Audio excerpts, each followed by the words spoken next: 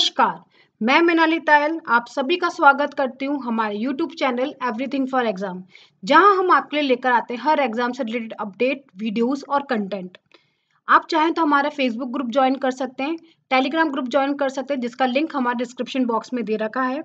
जैसे कि आपने पहले की हमारी वीडियोस में देखा होगा कि राजस्थान विद्युत विभाग में जो भर्ती हो रही है एई ऑन जेएन की, जिसमें electronics and communication, electronics instrumentation control का जो 60% वेटेज है टेक्निकल सब्जेक्ट का, उसकी हम यहाँ आपके सामने एमसीक्यू सीरीज लेकर आ रहे हैं। मैं पहले ही 2 सीरीज अपलोड कर चुकी हूँ। अभी हम सब्जेक्ट पढ़ रहे हैं सेमीकंडक्टर, उसका पार्ट 3 हम स्टार्ट करें। चलो आए हम नेक्स्ट क्वेश्चंस देखते हैं इसी सीरीज में। Question 31. What is the direction of electron diffusion current density relative to the electron flux? ये क्वेश्चन पूछ रहा है कि क्या डायरेक्शन होगा, किस डायरेक्शन में हमारे इलेक्ट्रॉन डिफ्यूज्ड होंगे और हमारी करंट डेंसिटी जो है, जिस डायरेक्शन में हमारा करंट फ्लो हो रहा है पर यूनिट एरिया में, और उसके जो इलेक्ट्रॉन फ्लक्स है उनका डायरेक्शन क्या होगा, जो जिस डायरेक्शन में इलेक्ट्रॉन डिफ्यूज्ड कर रहे हैं और जिस डायरेक्शन में हमारी करंट डेंसिटी है। इसको हम समझते हैं इस तरीके से कि सपोज हमने कोई सेमीकंडक्टर लिया, एक पी टाइप है और एक एन टाइप है। अगर हम पी टाइप सेमीकंडक्टर लेते हैं तो उसमें मेजॉरिटी कैरियर्स होते हैं होल्स, और एन टाइप हम सेमीकंडक्टर लेते हैं तो उसके मेजॉरिटी कैरियर होते हैं इलेक्ट्रॉन। तो हमेशा डिफ्यूजन कहाँ होता है, हाई कंसंट्रेशन से लो कंसंट्रेशन। तो अगर हम इलेक्ट्रॉन की बात करें तो इलेक्ट्रॉन के हाई कंसंट्रेशन कहाँ है, एन टाइप में, तो वो कहाँ डिफ्यूज करेंगे, पी टाइप में।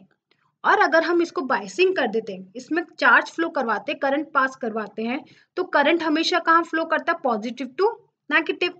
तो करंट का डायरेक्शन क्या होगा हमारा, पॉजिटिव टू नेगेटिव, और करंट और जो हमारे होल्स हैं वो कहाँ मूव करेंगे, नेगेटिव डायरेक्शन में। तो दोनों का डायरेक्शन क्या होगा, उल्टा होगा। From the graph between current concentration and the distance we can see that the direction of electron diffusion current density is opposite to the electron flux.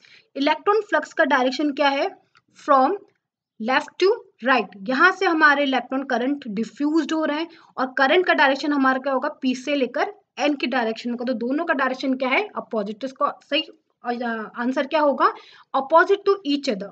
Next question, in diffusion the particles flow from a region from dash to dash. हमारा diffusion हमेशा कहाँ से होता है, from high region to low region. तो इसका option कौन सा सही होगा, ऑप्शन बी, फ्रॉम रीजन क्या होगा, high region to low region.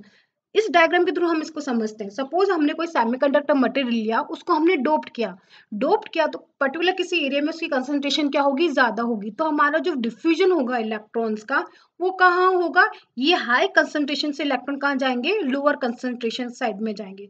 तो diffusion is a process of flow of particles. Diffusion क्या है, एक प्रोसेस है पार्टिकल्स का, चाहे वो होल्स हो चाहे वो इलेक्ट्रॉन्स हो, from the region of the high concentration. कहाँ से जाएंगे, हाई कंसेंट्रेशन रीजन से कहाँ जाएंगे, वो लो कंसेंट्रेशन रीजन से जाएंगे। तो डिफ्यूजन वो प्रोसेस होता है जहां पे पार्टिकल फ्लो करते हैं हाई रीजन से low region. Next question, which of the following parameter describe the best movement of electron inside a semiconductor.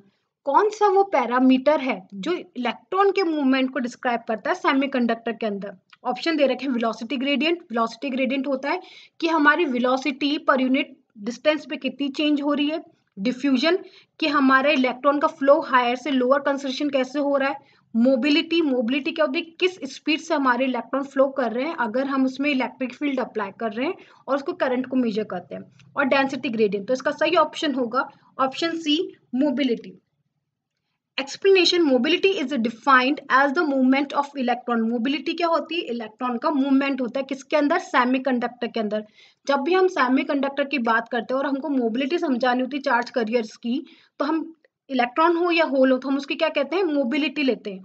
On the other hand velocity gradient is a ratio of velocity to the distance. Velocity gradient क्या होती है कि जो ratio है velocities का, कि हमारी दो डिफरेंट डिफरेंट डिस्टेंस पे हमने जो वेलोसिटी ली है उसका रेशियो वो होती है हमारी वेलोसिटी ग्रेडियंट। इस ग्राफ के थ्रू हम इसको समझते हैं। सपोज मैंने कोई डोपिंग कंसंट्रेशन की कोई डोपिंग करी 10⁻14 से लेकर 10⁻20 तक, और मैं यहाँ पे मोबिलिटी को मेजर कर रही हूँ। मुझे इलेक्ट्रॉन्स और होल की मूवमेंट को अगर देखना है कि मैं डोपिंग के साथ कैसे देखती हूँ, तो हर जैसे जैसे डोपिंग बढ़ती जाएगी मोबिलिटी क्या होगी, डिक्रीज होगी। तो इलेक्ट्रॉन और होल्स का जो मूवमेंट है वो कैसे समझा सकते हैं हम सेमीकंडक्टर में, मोबिलिटी से समझा सकते हैं। Next, Which of the following terms isn't a part of the total current density in the semiconductor? Question ये पूछ रहा है, अगर मैं टोटल करंट डेंसिटी निकालती हूँ, टोटल करंट डेंसिटी क्या होती है? करंट डेंसिटी होती है करंट पर यूनिट एरिया, और टोटल करंट डेंसिटी क्या होती है सेमीकंडक्टर में? कि हमारे ड्रिफ्ट करंट और डिफ्यूजन के कारण, दोनों के कारण जो हमारी टोटल टर्म आ रही है उसमें किस टर्म पे डिपेंड नहीं करता? टेम्परेचर पे, मोबिलिटी पे, इलेक्ट्रॉन पे, इलेक्ट्रॉन चार्ज पे या फिर इलेक्ट्रिक फील्ड पे। तो टोटल ड्रिफ्ट हमारा करंट क्या होता है? टोटल करंट डेंसिटी क्या होती है? E means charge of electron, N number of electron, mu mobility, E electric field. इसी तरीके से ये इलेक्ट्रॉन का दे रखा है तो इलेक्ट्रॉन का ड्रिफ्ट करंट डेंसिटी और होल्स की ड्रिफ्ट करंट डेंसिटी, प्लस जो हमारा डिफ्यूजन होता है E for charge, D N हमारा डिफ्यूजन कांस्टेंट, कितना रेट ऑफ चेंज हो रहा है पर डिस्टेंस के कारण इलेक्ट्रॉन में, और कितना चेंज हो रहा है होल्स में पर डिस्टेंस में। तो ये पूरा किसका फॉर्मूला होता है? ड्रिफ्ट करंट डेंसिटी का होता है। तो इस पूरी इक्वेशन में कोई सी भी टर्म टेम्परेचर पे डिपेंड नहीं करती, म्यू पे डिपेंड करती है, ई पे डिपेंड करती है और चार्ज पे डिपेंड करती है, लेकिन टेम्परेचर पे डिपेंड नहीं करती। तो ऑप्शन ए इसका क्या होगा? करेक्ट होगा। टोटल करंट डेंसिटी क्या होती है? टोटल करंट डेंसिटी में दोनों टर्म्स आते हैं, होल्स के कारण और इलेक्ट्रॉन के कारण। होल्स इलेक्ट्रॉन में जो ड्रिफ्ट करंट है वो और डिफ्यूजन करंट है वो सेम, जो होल्स में ड्रिफ्ट करंट है वो और डिफ्यूजन करंट है जो, इस पूरी टर्म्स में कहीं पे भी टेम्परेचर टर्म नहीं आती। तो ऑप्शन ए हमारा करेक्ट होगा कि टोटल करंट डेंसिटी हमारे टेम्परेचर पे डिपेंड नहीं करती है। Next, what does dn by dx represent? dn by dx क्या रिप्रेजेंट करता है? Velocity gradient, volume gradient, density gradient और none of this? Answer C is correct, density gradient. dn by dx हमारी rate of change of charge carrier with distance बताता है। तो dn dx represent करता है वेलोसिटी ग्रेडियंट, कि हमारी कितनी डेंसिटी है, कितनी वेलोसिटी है उसकी। Next, calculate the diffusion constant for the hole when the mobility of holes is 400 centimeter square per volt second and temperature is 300 Kelvin। हमको क्या निकालना है? डिफ्यूजन कांस्टेंट निकालना है। अगर हमको मोबिलिटी दे रखी है, mobility of the hole, mobility दे रखी है 400 centimeter square volt per second, कितने टेम्परेचर पे निकाली? 300 केल्विन पे। तो इसका फॉर्मूला क्या होता है हमारा?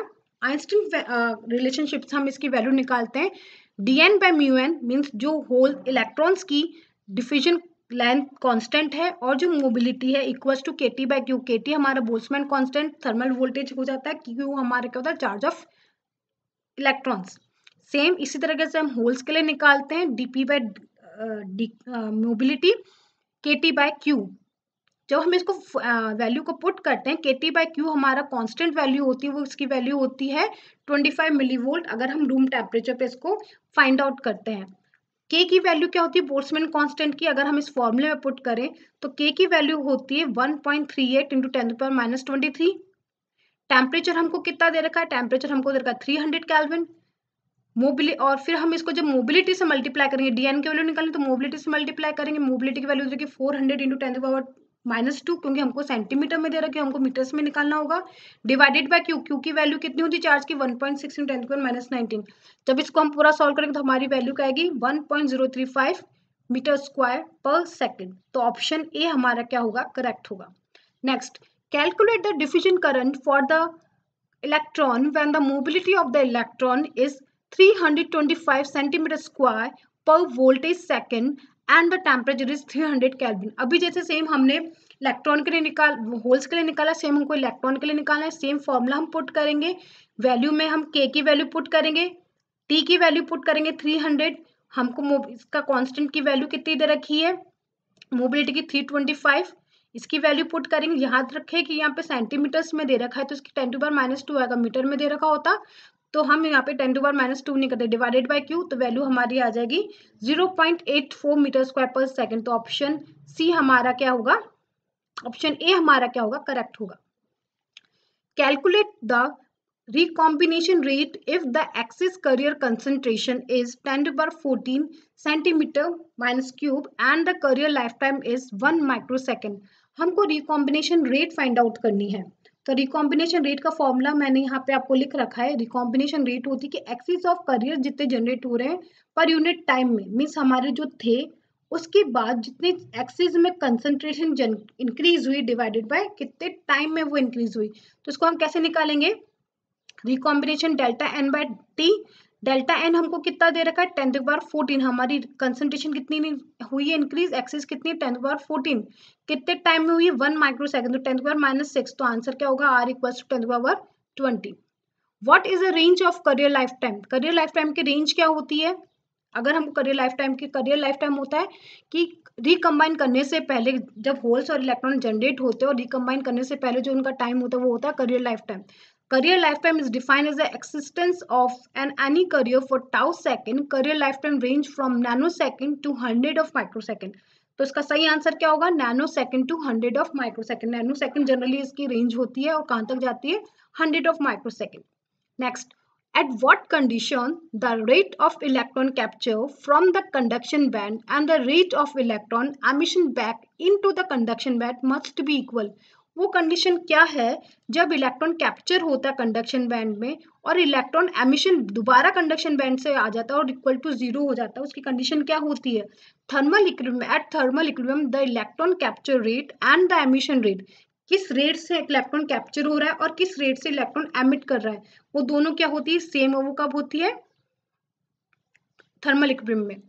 Next, the number of majority carrier that are available for the recombination with excess minority carrier decreases as the excess semiconductor become intrinsic, it is true और false.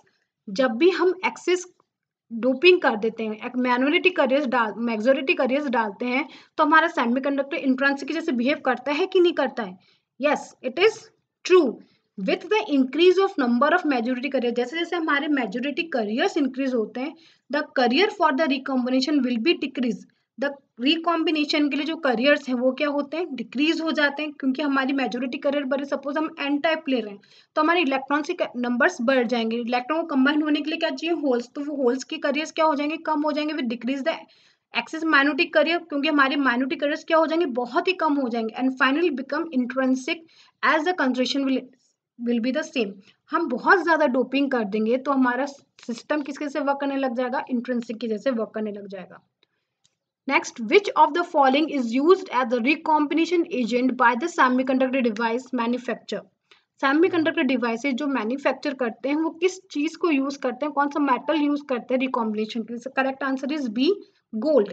Gold is use as a recombination agent because of the chemical properties as it is was used in the Bose experiment. Thus a device designer can obtain the desired career lifetime. career lifetime जो हमको desired career lifetime है कि recombine होने से पहले कितना movement होना चाहिए करियर का, वो डिजायर प्रॉपर्टी कहाँ से मिलती है हमको, गोल्ड से मिलती है, by introducing gold into the silicon under control condition. Next, the rate of change of axis density is proportion to the density, it is true or false? Yes, it is true. The rate of change of axis density, कितने axis हमारे career depend करते हैं, वो depend करता है कि हमने already पहले कितनी डेंसिटी है, कितनी डोपिंग कर रखी है सेमीकंडक्टर की, and the rate with respect to time also depend on it, किस टाइम पे हम उसकी बात कर रहे हैं उस पर भी डिपेंड करता है। तो एक्सिस करियर डेंसिटी हमारी डायरेक्टली प्रोपोर्शन होती है डेंसिटी के। Next, what does P by tau represent, P हमारा होता है होल और टाउ हमारा मेजर करा जाता है सेकंड में, तो ऑप्शन सी इसका करेक्ट होगा, होल्स पर सेकंड लॉस्ट, कितने होल्स पर सेकंड हमारे कंबाइन हो गए उनको क्या से डिनोट करते हैं पी बाय टाउ से, रिप्रेजेंट होल पर second lost by recombination per unit volume, per unit volume में कितने होल्स पर सेकंड कंबाइंड हो गए उनको हम रिप्रेजेंट करते हैं पी बाय टाउ से। Next question, the current entering the volume at x is I, एक एक्स पॉइंट पे हमारा करंट एंटर कर रहा है उसकी वैल्यू आई है, और जब वो लीव कर रहा है तो उसकी वैल्यू कितनी है I plus delta I. The number of coulombs per second, number of coulomb per second means Q by T, तो करंट की वैल्यू क्या होती है D Q by D T will be equal to delta I, delta I means क्या rate of change of current, तो rate of change of current किसकी equal होगी rate of change of charge with respect to current. Is true और false? Yes it is true, क्योंकि coulombs law पर coulombs per second is known as current, Q by T जब हम निकालते हैं वो क्या होता है करंट होता है, the differential current will be current through the semiconductor, तो करंट होगा वो क्या होगा क्यू बाय टी, और क्यू की वैल्यू निकाले तो वो क्या होगी आई टी, तो आई हमारा करंट है, तो जो चार्ज में डिफरेंस आ रहा है टाइम के रेस्पेक्ट में वो हमारा क्या होगा, करंट होगा। तो डेल्टा आई क्या होगा हमारा, rate of change of coulomb पर सेकंड। तो प्लीज हमारे साथ बने रहिए, इसी तरीके से हम आपके लिए लेकर आते रहेंगे एमसीक्यू सीरीज इस सब्जेक्ट से रिलेटेड, और आने वाले सब्जेक्ट्स और हम लेकर आएंगे। तो प्लीज लाइक एंड सब्सक्राइब करना ना भूलें, इस चैनल को जरूर से देखें। Thank you.